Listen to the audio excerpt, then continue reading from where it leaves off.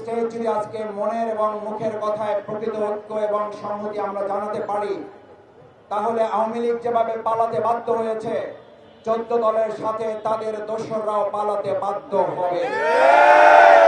কিন্তু আমি অবশ্যই এটা মনে করতে চাই, আজকের এখানে মুখের কথার সাথে আমাদের বুকের কথারও মিল থাকতে হবে। আমরা এখানে একটা কথা বলে যাব, আবার বাইরে গিয়ে আমরা কাজের মাধ্যমে দেখাবো যে না, জাতীয় পার্টিকে আমরা নিষিদ্ধ করতে চাই না।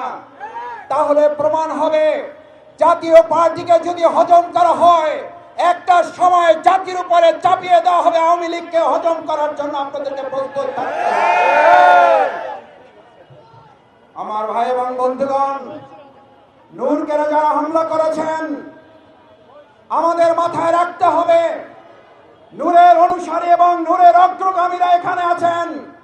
আজ নূরকে আক্রান্ত করে যদি তারা পার পেয়ে যায়, শফিকুল ইসলাম মাসুদ সহ আজকের এখানে সংহতির নেতৃবৃন্দ মাথায় যেন রাখে, আপনাদেরকে রক্তাক্ত হওয়ার জন্য প্রস্তুতি নিতে হবে।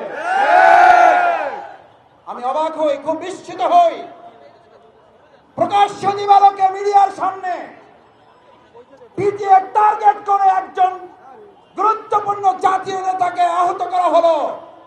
তার জন্য আপনারা যে কমিটি করেন আমার আপত্তি নাই, কিন্তু এতদিনে সেই মিডিয়ার সামনে চিহ্নিত লোকগুলো গ্রেপ্তার না হওয়া শুধু অশনি সংকেত নয়, এই জুলাই যোদ্ধাদেরকে রীতিমতো অপমান এবং লাঞ্ছিত করার সামনে আমাদেরকে আস্তে আস্তে সহনশীল করে ফেলা হচ্ছে।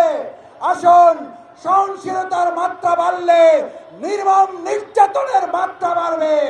প্রতিরোধ করার জন্য সবাইকে ঐক্যবদ্ধ থাকতে রাজি আছে।